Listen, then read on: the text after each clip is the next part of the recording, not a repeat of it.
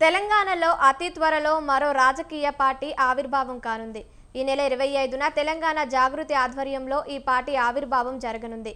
ఈ నేపథ్యంలో జిల్లాల్లో సభకు జన సమీకరణ చేసేందుకు సన్నాహక సమావేశాలు నిర్వహిస్తున్నారు. ఇందులో భాగంగా ఖమ్మం జిల్లాలోని సత్తుపల్లి పట్టణంలో రాణి సెలబ్రేషన్ సమావేశం ఏర్పాటు చేశారు. ఈ సందర్భంగా జిల్లా అధ్యక్షురాలు గట్టు కరుణ ఆధ్వర్యంలో కార్యక్రమం చేపట్టారు.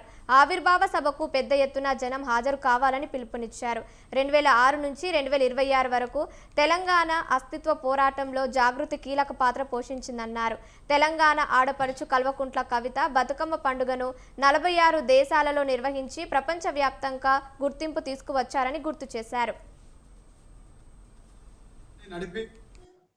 అనేక కార్యక్రమాలు చేస్తూ దాదాపుగా ఈ ప్రపంచంలోనే 46 దేశాలలో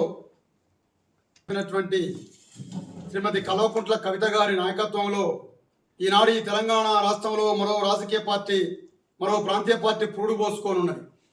దానికి వేదిక Munirabad Medchal ORR exit number 6 దగ్గర ఒక ప్రైవేట్ ఫంక్షన్ హాల్లో పార్టీ యొక్క ఆవిర్భావ కార్యక్రమం ఉన్నది. 25వ తారీఖు ఏప్రిల్.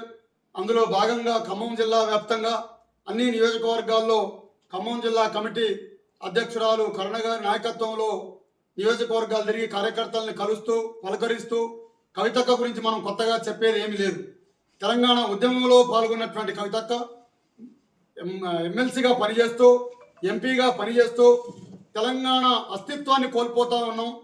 మనం ఏదైతే నీళ్లు నిధులు నియామకాలు అనేటటువంటి పేరుతోని తెలంగాణ రాష్ట్రాన్ని సాధించుకున్నామో అందులో సామాజిక తెలంగాణ కొరవడిపోయింది అని చెప్పని పదే పదే తను ఇంట్లో పార్టీలో అనేక మార్లు ఈ విషయాలను లేవనెత్తినా